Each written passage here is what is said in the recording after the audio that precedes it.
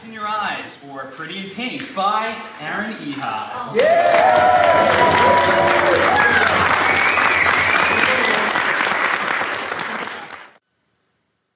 Act 1, fade in, interior loft, living area, evening. Andy wakes up from a cat nap. From the nuts look on his face, we see he is running late. He leaps up, grabs his scarf, and rushes to the door. Just then, a hand stops him, like a cop stopping traffic. It's Kevin. Monopoly?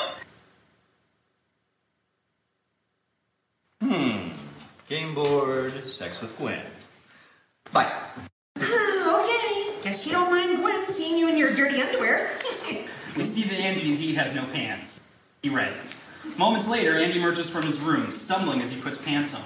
He's now wearing American flag bikini underwear. Don't laugh, they're my only clean pair. Monopoly later then? You promised. Brotherly bonding time. Ooh, can't. We're going dancing and then I'm crashing at Gwen's. Ah, Stogie, no! So, are you two officially... Trust me, it's not like that. We're just friends who sleep together. How sorted. He exits into the hall and waits for the elevator. Don't you ever want something more? Romance? A wife? A family? The elevator doors open to reveal a horribly bedraggled Carlos, the baby nameless, who is giggling hysterically and throwing groceries everywhere. Ah, nearly forgot my condom.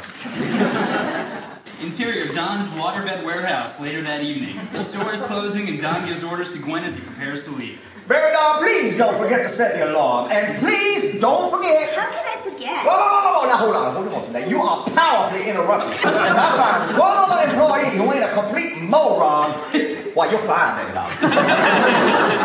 Andy enters the store just as Don is exiting. You. Are you a moron? Andy sees Gwen behind Don, prompting him to answer yes. Why, yes. To demonstrate, Andy starts drooling and acting like an imbecile, touching Don and making him uncomfortable. Well,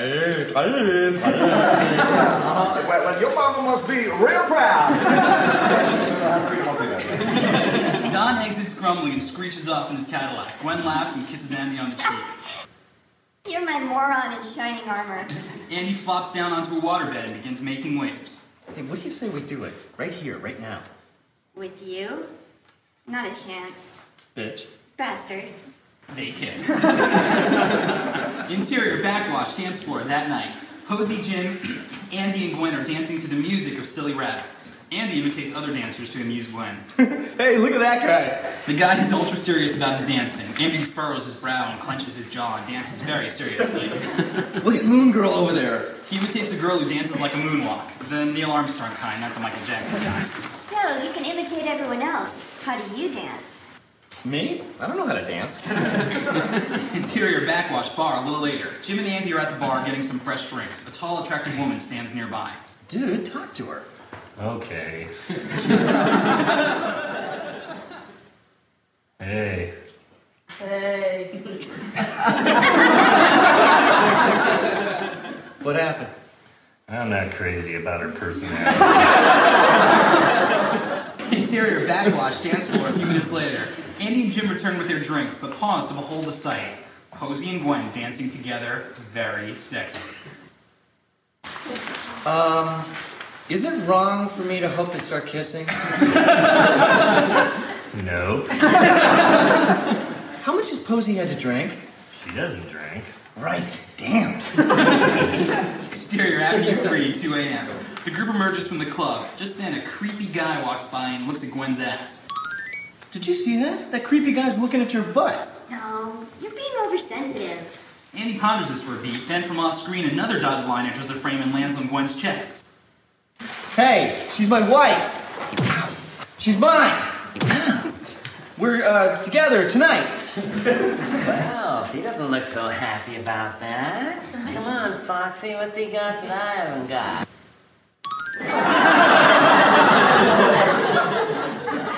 Why did that guy look at my crotch? Hey. Okay, stop that. Side street, several minutes later. A slightly seedier Alphabet City-style street on the frontier of Mission Hill. Andy and Gwen arrive at an old brownstone where distant but loud salsa music and furious barking dogs can be heard from various floors. Interior, Gwen's apartment moments later. Sorry, my apartment's filthier than usual. As am I. Ew! Andy struggles out of his pants, revealing his American flag bikini underwear. Oh, I see you love America. Yeah. Nice Florida. Thanks. Andy obediently jumps back up and flips the switch, then gets back in bed. They begin cuddling. Andy lifts the sheet, and a dotted line goes from his eyes to under the sheet. See, aren't you glad it's me doing this and not that creepy guy? Gwen's mood turns sour. Why are you bringing this up again? Because you think I belong to you? Yes, I mean, not yes, but in a way, yes. In a way. Yes. Off of Gwen's disgruntled look, we dissolve to 20 minutes later. So you want me to be faithful, but are you faithful to me? Now, officially, no, but de facto, yes. You're insane. No. Define insane. Dissolve to 20 minutes later. So you see, by those definitions, even though we're not committed per se, you letting that guy look at you was cheating. That's it. We're breaking up. Aha! We can't break up because we're not officially going out. Fine. We're just de facto breaking up. I'm officially kicking you out. Interior locked a little later, 4 a.m. Kevin, George, and Toby are playing Monopoly in their PJs. Bling blong, Pasco, $200. Bling blong, building a hotel. Bling blong, community chest. Third prize in a beauty contest. $50. Blinkety blong. I'm in jail. Bling blong, St. Charles Place. Bling. Andy bursts in and stomps to the fridge for a maestro. I thought you were sleeping at Gwen's. Yeah, me too. But out of nowhere, she just kicked me out. See, this is what happens when you sleep with your friends. We don't have that problem. Andy grumbles and walks to his room. George snickers. Your brother's a slut, Kevin. With my sister? Interior, Enterman Hatano, HGEE, creative, the next morning. Andy approaches the desk of Stacy, Jim's assistant. He's bummed out. She's upbeat and hyper-efficient as usual. Hey, Stacy. Jim here? Sure, Andy, I'll show you in. She writes on a slip of paper, then she knocks on Jim's office door, enters, and leads Andy inside. Gwen broke up with me last night.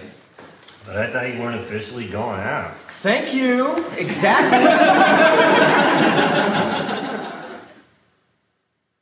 Man, you need to be healthy about it. Or look, it's not the end of the... Andy, you'll get over. Tequila? Smash cut to interior. Tater Skins 2, restaurant and bar. This is where everyone from the office goes after work. So they can mingle with other boring corporate drones? Hey guys, I'm gonna go mingle. At the bar, several minutes later, Chiron, tequila shot number 1. Andy and Jim and Stacy do a classic tequila shot. Lick salt, do shot, suck lime, then grimace. So, I forgot about Gwen yet? Gwen's here? Where? Maybe we should just switch to Jägermeister. Montage, the evening. Jim and Andy and Stacy play darts. Jim misses the target so wide that his dart hits for the people playing pool, who all die with cups. Chiron, tequila shot number 3. After the shot, Andy turns to the attractive woman next to him and smiles. She pats him on the head condescendingly and walks away. The three watch people sing karaoke. Jim and Andy shake their heads disdainfully. Stacy bops along to the music. Chiron, tequila shot number 5. This time Andy does a body shot off of Stacy. Stacy offers Jim her body for a shot, but he declines. Later, they play pool. Jim sends a ball flying off the table at the people who are playing darts, and they all die for cover. Chiron, tequila shoot number 7. Jim now wears a shirt that says 1 tequila, 2 tequila, 3 tequila, 4. Andy turns to another attractive woman and smiles. She smiles back, then drunkenly falls off her stool and asks for help. Jim is now on stage doing karaoke. And the sailors say, Andy, you're a fine girl. Good wife you would be. But my life, my love, and my lady is the sea. Do. Dissolved to a half hour later. Chiron, Tika Shiva. Andy, Stacy, and Jim, all pretty far gone through the shop. Feeling better? Feeling drunker. Sorry, what was the question? Awesome. I think I'm gonna call Gwen. He tries to get up to call her, but falls out of his stool face first into Stacy's lap. Sorry. Andy's point of view, a smile crosses Stacy's face. She gets blurry and begins spinning.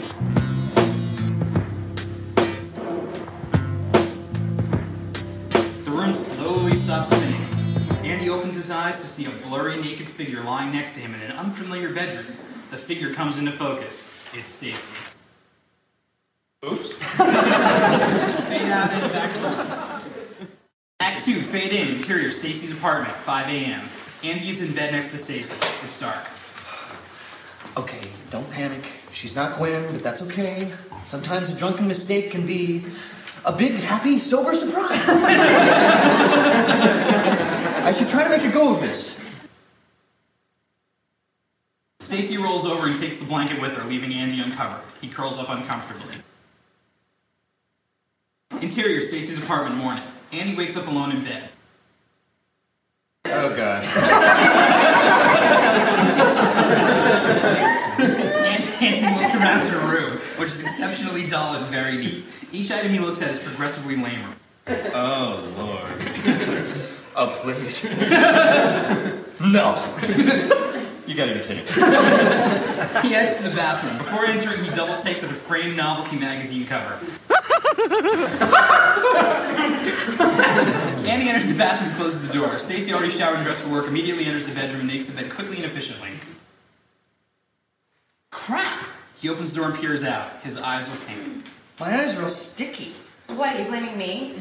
No, You just caught my pink eye. Don't freak out. You can use my eye drops. She hands him a bottle of prescription eye drops. Andy puts the drops in and his eyes clear up.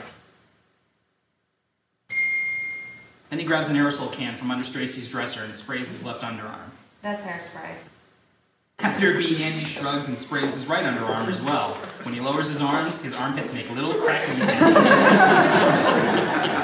Exterior, Stacy's apartment, kitchen, 5 minutes later. Breakfast? Nope, need all the space in my stomach for coffee. Thanks. What are you having? 8 ounces of plain non-fat yogurt and 6 grapes. Just 6? Those look like pretty good grapes. Maybe you should have 7. That's not funny. Grapes are very fattening. Okay. Wanna watch cartoons? That is funny. You were joking, right? No, I just... No. Oh, great. I'll ask him my grapes. Exterior, loft building, rooftop, later that day. Andy sits in the lawn chair with his head in his hand like Rodin's The Thinker. Jim and Posey come up to the roof. Someone looks depressed. Someone got laid. How'd you... Because you got a minor venereal disease. She points to his eyes. They're pink again. From down the fire escape we hear, Oh, Andy, is that you up there? Come play Monopoly. Andy got laid. Posey! I figured it out because he got a venereal disease. Look. Posey, cut it out! Andy pulls out the eye drops, leans back and puts them in. His eyes clear. Jim sees the name on the bottle's prescription label. Hey, you caught it from Stacy. I was hoping you two would sleep together. Stacy, what about Gwen? Oh, the weed of infidelity bears bitter fruit. See, your sordid past has caught up with you. You should have married Gwen. Now the pink eye is your badge of shame. You're hurt and you're sick. You need help. Now let's go play Monopoly. Kevin's right. Great. The token you choose says a lot about you. I'd say you're a shoe or an iron. Thimble? Not about Monopoly, sweetheart. About Gwen. Spending time with another girl has made me realize how smart and cute and funny and wonderful Gwen is. Slow down there, man. Give Stacy a chance. You two might be perfect together. Something about her vibe. Smash cut to Stacy. I'm in love with Jim. Wide reveal we're inside Tater Skins 2 at the bar. Stacy is a sobbing, desperate mess. Yeah, we probably shouldn't be dating anymore. I try to flirt, but I can't get his attention. She does a shot of tequila. Well, maybe you're being too subtle. I told you he was the sexiest man I knew. And what do you say to that? Awesome. I want to play computer games.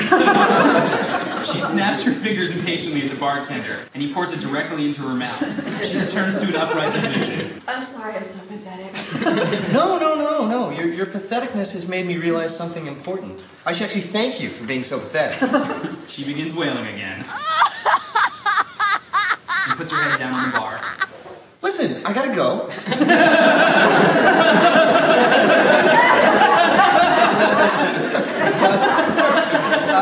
We're having a party Saturday. You should come. Maybe I can help you with Jim. Is she okay?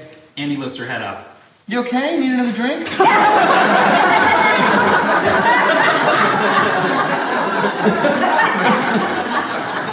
Exterior, Gwen's basement apartment later. Andy pounds on Gwen's door. Meanwhile, the dogs in the first floor apartment are barking. The distant salsa music is blaring. And an old lady is clattering about with the trash can. Gwen, I realized something, see, and I can't hear you. What? It's just that... Listen, could you let me in? What is it, Andy? What? I'm sorry for acting so... I can't hear a word you're saying. Gwen, I love you!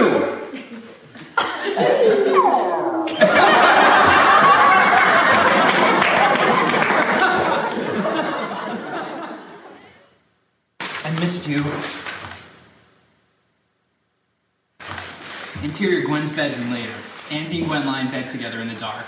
Andy notices that since his last visit, Gwen has put glow-in-the-dark star stickers on her ceiling. You get those cheesy glow-in-the-dark star stickers. So, it just... I mean, I don't think I've seen those since, like, 3rd grade.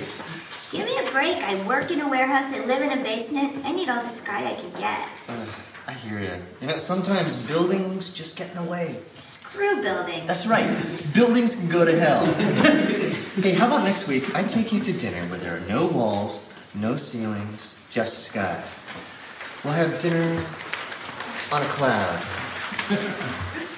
Wow. She kisses him. Interior Gwen's bedroom, early morning. A quiet morning. Birds are chirping. There's a soft light in Gwen's face, and Andy watches her sleep. He smiles. You're so beautiful. He kisses her on the forehead, and she yawns and smiles and opens her eyes. They're pink. Crap! What? Gwen, I gave you pink eye. That's all? From the look on your face, I thought it was going to be something awful. Andy finds his pants next to the bed and pulls the eye drops out of his pocket. He passes them to Gwen, but then, a moment too late, remembers Stacy's name on the prescription label. I think you should know, I got it from a colleague at work. She hands back the bottle without ever seeing the name. You didn't sleep with him, did you? Right. Interior loft that night. A party's in full swing. All the roommates, friends, and neighbors are having a great time, including Stogie, who's eagerly lapping up all the discarded drinks. In the living area, Andy and Gwen are having fun dancing together. Andy notices that Toby is standing several yards away, staring at Gwen in an earnest, creepy fashion. Hey, she's mine. I still don't belong to you. Oh, I'm his. I told you, they got back together. Congratulations, you two. You approve of our relationship?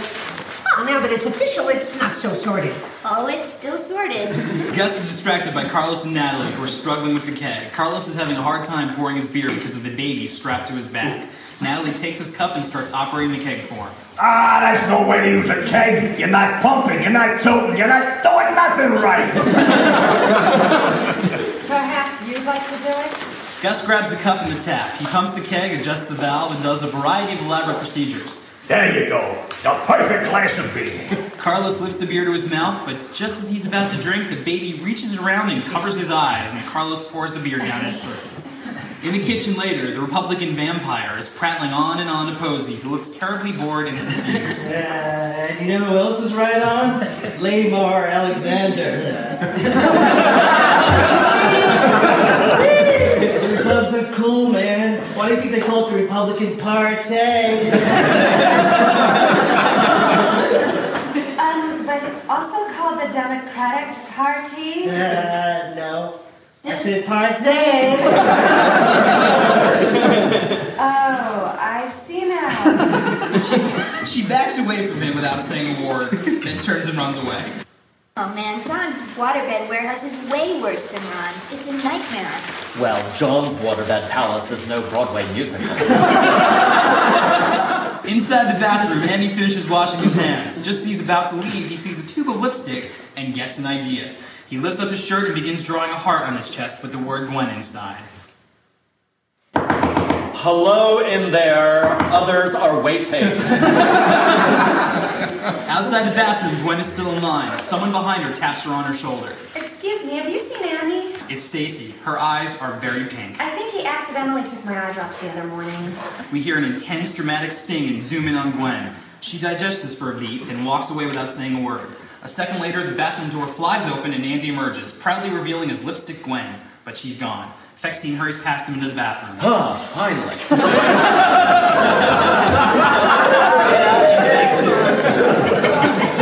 Fade out, end of Act 2. Tom Kenny, professional homosexual. Act 3, fade in, interior hallway outside loft, moments later. The party is spilled out into the hallway. Gwen, seething, waits for the elevator. Stacy comes out of the apartment, sees Jim, and makes a beeline for him. Just as she reaches him, Gwen grabs him and pulls him aside. Jim, what's going on with Andy and that girl? Beads of sweat start to pour down Jim's face. What girl? That girl. Andy certainly never slept with her. Why do you... No. Jim, did Andy sleep with that girl? That girl? She's a virgin. She's a virgin. Yeah, and a lesbian. Also, Andy hates her because she's a lesbian virgin. And I'm not lying. You'd be able to tell if I was lying. Because I'm a really bad liar. Hey, would you mind giving me a ride home? Interior, Jim's car a few minutes later. Jim and Gwen have pulled up to Gwen's apartment. Gwen, although clearly onto Jim, is managing to put up a pretty good front. Thanks for being so honest, Jim. I'm always honest when it comes to Andy's not sleeping with other girls. Gwen's eyes narrow, vengefully. Jim? You got something in your eye. She gets out of the car. Hey, thanks for not lying. Anytime. Close call.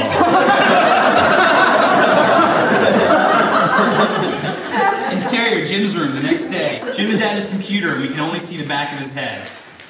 Hey, Gwen disappeared last night and isn't returning my calls. She didn't find out about me and Stacy, did she? Got you covered.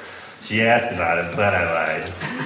Well, what then? I mean, you took her home, right? She didn't say anything? She didn't say anything. Jim turns around to face Andy. He has pink eye. We hear an intense dramatic sting and zoom in on Andy, an exact parallel to Gwen's earlier epiphany. You slept with Gwen? Oh my god, you slept with Gwen? She knows about Stacy and she slept with you as revenge! He angrily leaps to Jim, but halfway there, he collapses on the floor, weeping.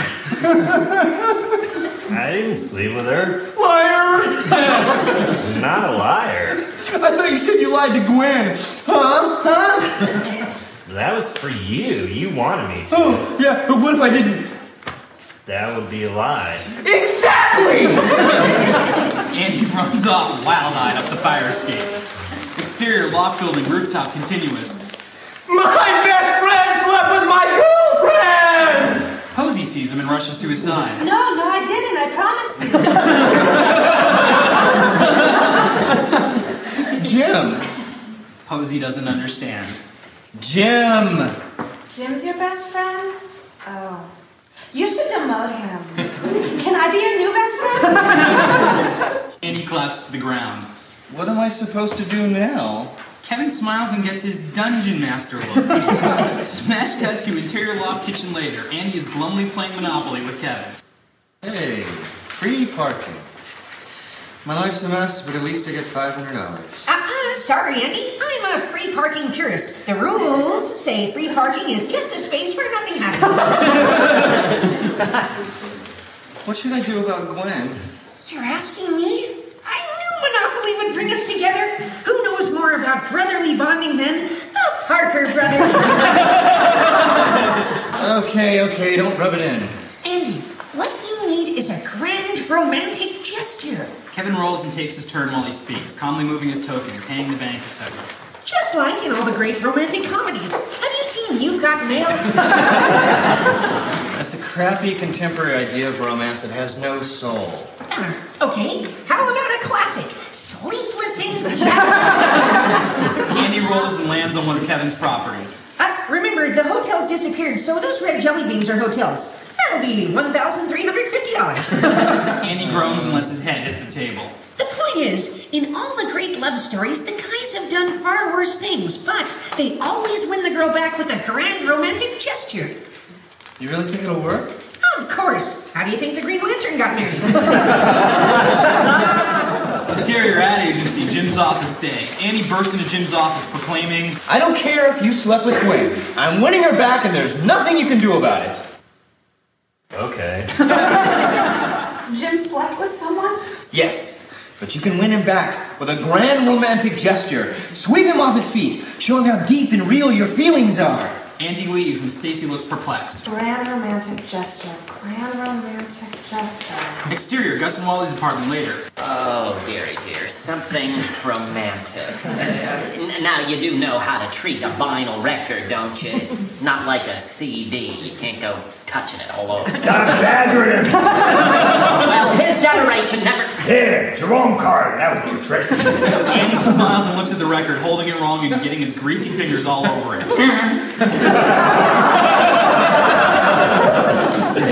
Interior, Carlos and Natalie's apartment moments later. Andy bursts in. Sorry to barge in. I'm doing something romantic for Gwen. Can I borrow your Christmas lights? If romance is what you're after, shouldn't you consider Judaism? She enticingly offers him a menorah. Well, with Christianity, you get the lights and bigger candles, too. He offers a selection of Virgin Mary votive candles. Sorry, Judaism. Exterior loft till a little later. Andy emerges lugging a giant sack of supplies. You're sure you don't want to just peruse Green Lantern 174 for romantic tips? It's very realistic because he doesn't use his powers. I'm sure. Go get him, Andy. I mean her.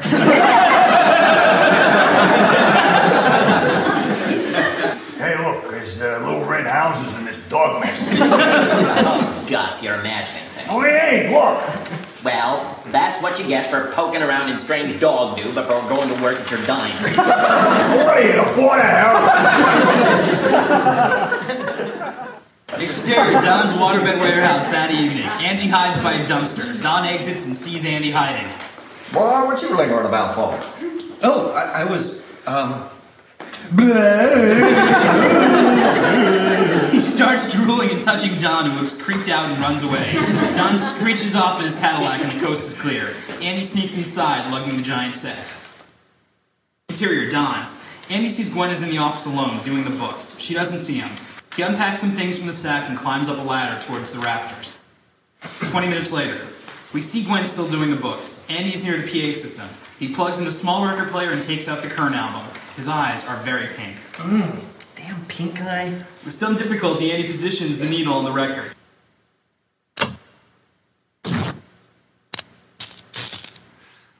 He turns the warehouse lights off and walks to the center of the sales floor, where he has set a table with wine glasses, plates, candles, and flowers.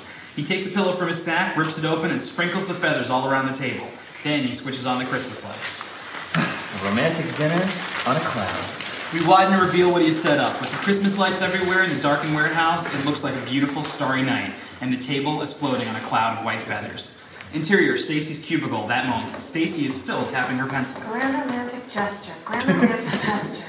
Suddenly she stops and looks up. She knocks on Jim's door. Come in. Stacy enters. Yeah? Stacy replies by throwing open her blouse.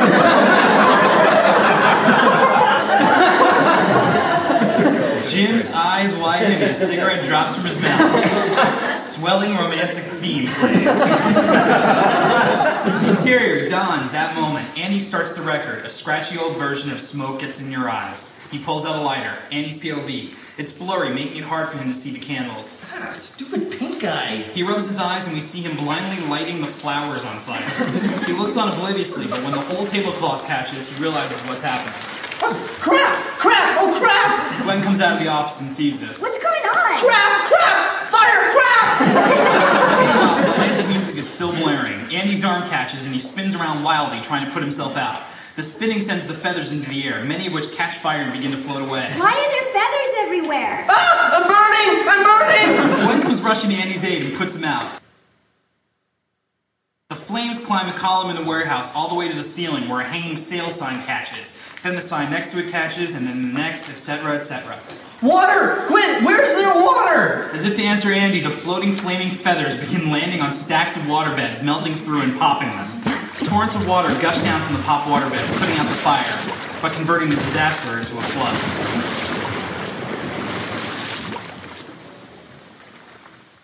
We see one stack of waterbeds marked flame retardant. They don't burst, but then a beam falls from the ceiling, bursting them too. The place is now like a huge rolling sea, with the Christmas lights, sparks, and flaming, floating feathers. It's somewhat beautiful.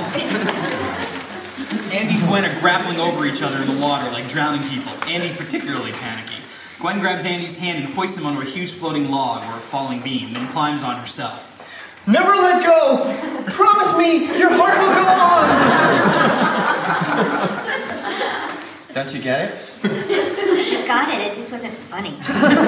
They float to the wall and climb out a window.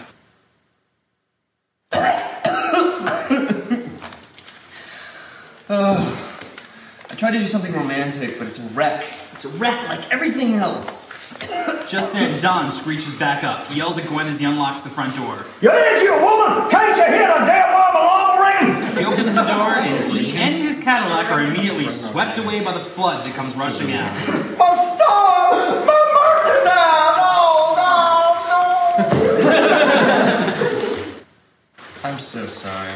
This was a disaster. No, Andy, this is a beautiful disaster. I hated this place, and you destroyed it. This is the best thing anyone's ever done for me. Really? So, you'll take me back then? There's a painfully long beat as Andy waits for her answer. No. Andy's face becomes sad. It's all too complicated now, Andy. I don't think things could work. Andy's face gets really, really sad. Then suddenly... Screw you! What complications? Things aren't complicated for me. My goddamn eyes are stuck together, and all I want to see is you, and all I know is that you're the only one I... Shut up!